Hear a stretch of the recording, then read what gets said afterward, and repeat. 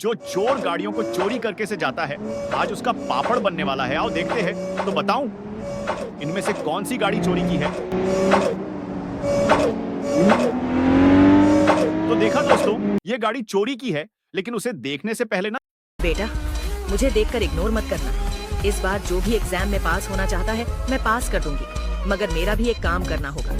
तुम्हें इस वीडियो को एक लाइक और चैनल को सब्सक्राइब करना होगा और 5 सच्चे मित्र को शेयर करना होगा। और मेरे बेटे जाते जाते कमेंट में सरस्वती मां लिखना। देखने से पहले इस गाड़ी का पापड़ बन गया।